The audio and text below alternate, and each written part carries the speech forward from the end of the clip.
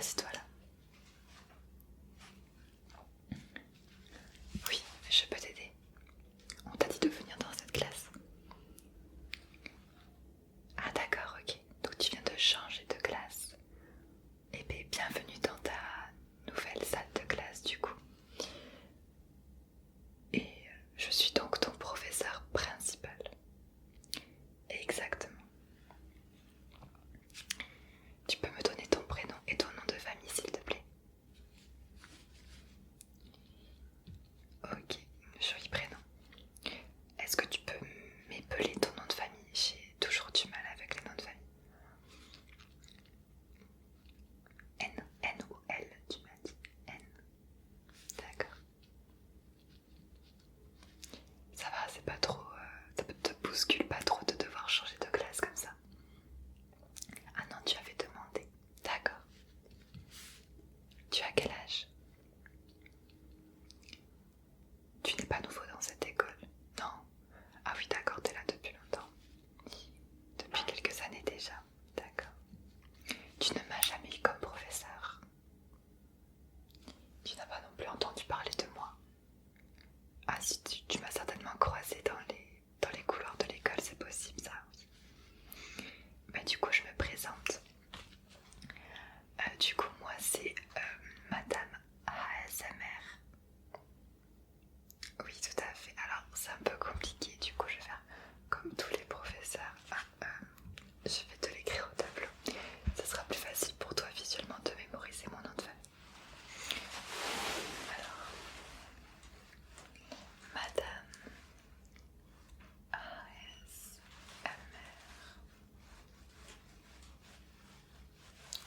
Voilà. Oui, c'est ça, ça s'écrit comme ça. Exactement. Alors du coup, comme tu peux voir, la salle est très silencieuse, c'est pour ça qu'on parle très bas. Et d'ailleurs, je te remercie de faire de même. Effectivement, tu peux voir derrière toi tes petits camarades qui sont en train de faire un examen, un petit examen. Il va durer 1 heure, donc pendant 1 heure, je leur ai demandé de permettre à tout le monde de se concentrer en essayant de faire assez de silence possible. Oui. Effectivement, par rapport aux réglementations liées au Covid-19, chacun doit porter un masque, mais il y en a certains qui n'en portent pas parce qu'on les a espacés d'une place vide de chacun. De toute façon, souvent ce que je fais, c'est que pendant les examens, je laisse une place vide entre chaque personne pour éviter la triche aussi, même si je sais que mes élèves sont assez bienveillants. Alors pour t'expliquer un petit peu, moi je suis une professeure très gentille mais stricte. Stricte dans le sens c'est que voilà, moi je veux vraiment que vous vous sentiez bien ici, donc s'il y en a qui ne respectent pas assez le règlement, je peux être stricte, mais tant que vous êtes gentil avec moi, je vous rends l'appareil. Exact. Vu que je suis ton professeur principal, c'est à moi que tu t'adresseras si tu as le moindre problème. Et surtout, n'hésite pas. Des problèmes? Oui, des problèmes, ça peut être par rapport à tes cours, par rapport à une information que tu aimerais que je remonte au CPE, la vie scolaire. Oui. Ça peut être aussi tout bonnement des problèmes avec tes autres camarades. Voilà. Je te promets en tout cas de faire de mon mieux. Je veux vraiment que chaque élève soit intégré. Et je lutte depuis plusieurs années déjà contre le harcèlement scolaire. C'est tellement quelque chose qui me tient à cœur que j'ai l'œil. J'ai l'œil pour déceler les camarades qui harcèlent d'autres élèves de la classe ou même ailleurs. Voilà. Alors n'hésite pas, même si toi tu sais que certaines personnes subissent ça, c'est grave, il faut vraiment que tu m'en parles. Voilà. Alors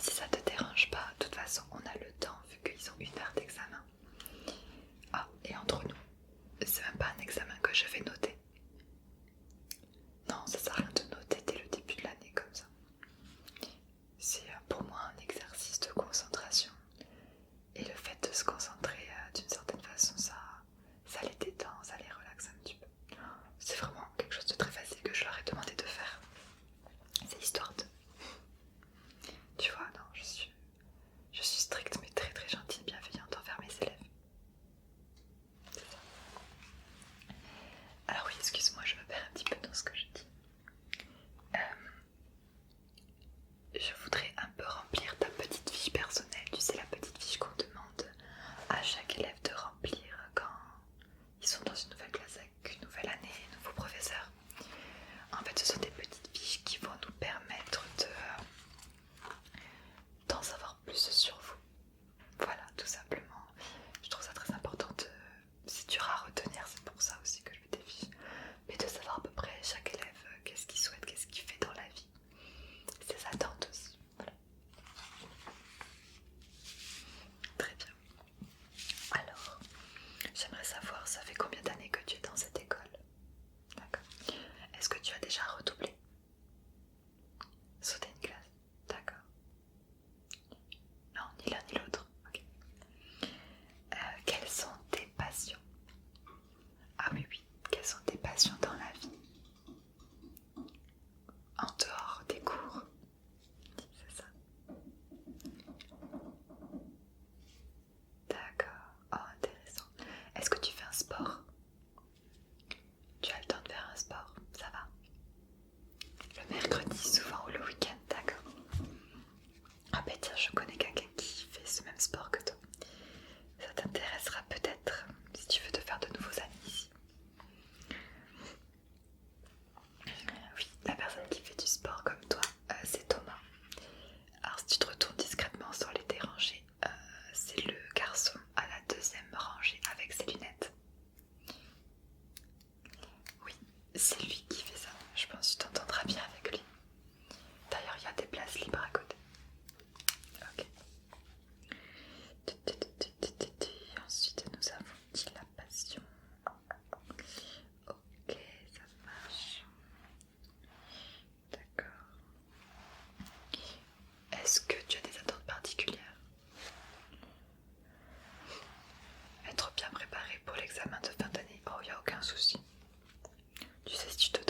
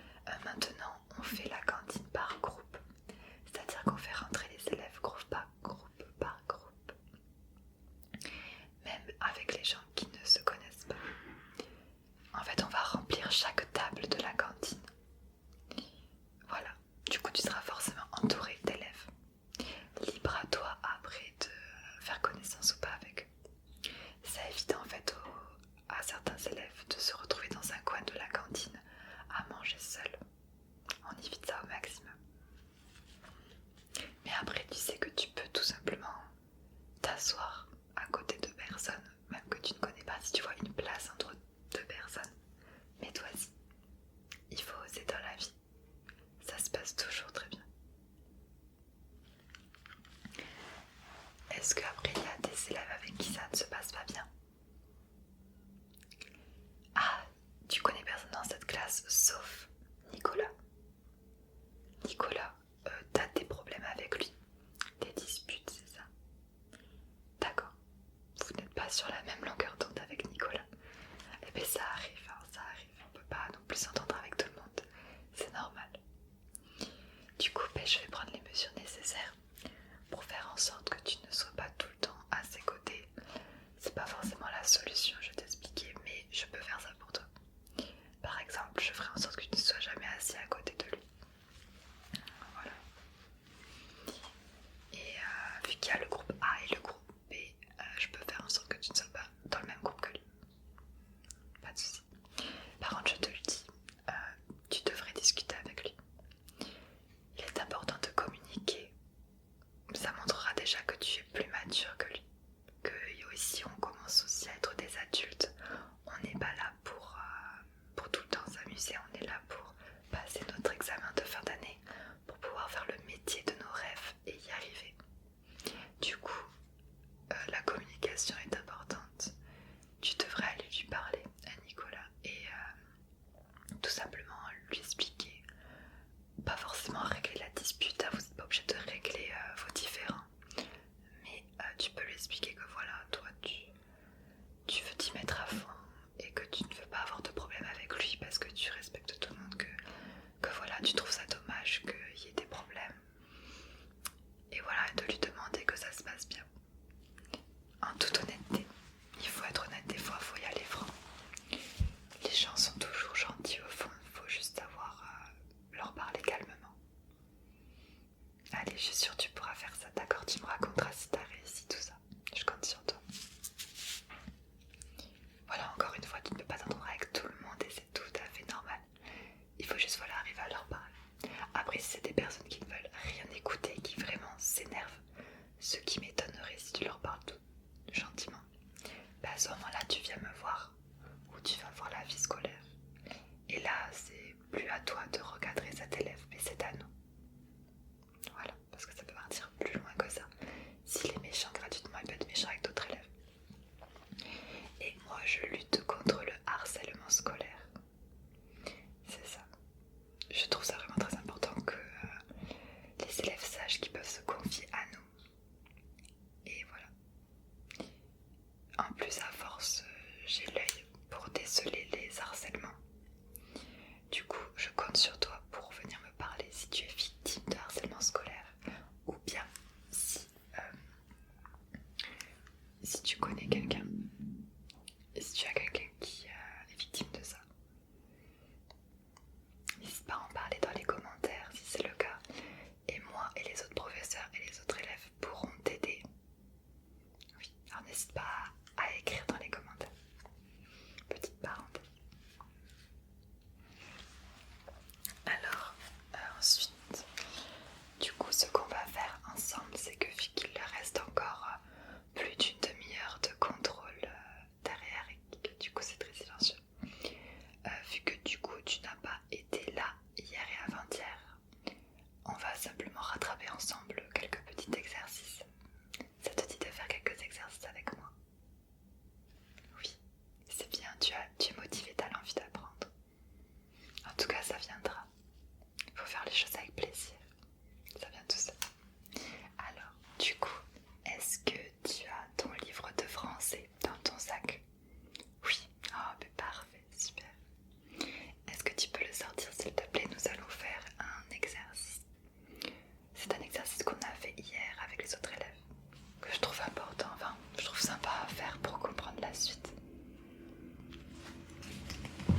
Ah, super. Ben, pose-le devant toi. Voilà. T'inquiète pas. Alors, tu penseras à couvrir ton livre quand même. Oui, il ne faudrait pas l'abîmer, tu devrais le couvrir. Je te le conseille. T'achètes du plastique et tu le mets avec du scotch, ou alors t'achètes des protège-cahiers déjà tout fait. Okay. Alors du coup,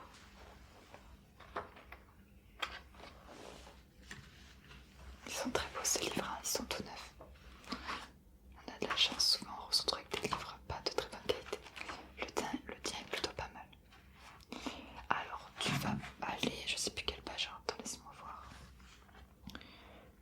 page, ah là, tu vas aller à la page 20, 17, 18, 19.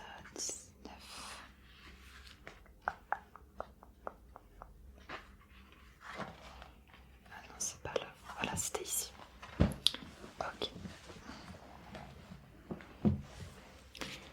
Non, sors pas ta trousse, t'inquiète pas, on a un stylo, ça suffit. Et j'ai des feuilles pour toi. Ok.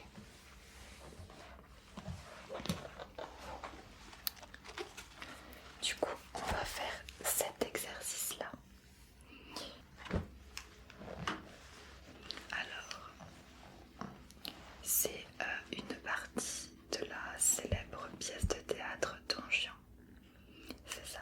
Donc en fait, c'est une explication qui a été faite par un analyste qui s'appelle Pierre Collin et qui a fait une petite analyse pas très connue de cette pièce de théâtre. Du coup, durant cette année, on va pouvoir lire pas mal de petits livres, les pièces de théâtre aussi. On ira voir des spectacles de théâtre tous ensemble. Certainement, on ira voir des films aussi. Voilà, j'aime bien illustrer chaque chose qu'on va apprendre, l'illustrer par de réelles choses, par des films et choses plus concrètes. Du coup, j'aimerais que tu lises tranquillement ce passage-là. Donc de ici à là, de là à là. Tu vas me le lire et tu vas simplement me dire ce que tu en penses. Du coup, je pense que tu as déjà lu cette pièce de théâtre. Sincèrement, est-ce que tu l'as vraiment lu? Non, d'accord, c'est pas grave. Faudrait quand même que tu prennes le temps de les lire. Je t'assure, c'est bien. Il faut vraiment s'y plonger. Bon, il y a certains livres, je comprends que on aimerait lire des trucs un peu plus récents. C'est ça, mais au moins tu connais l'histoire, tu as lu le résumé sur Wikipédia.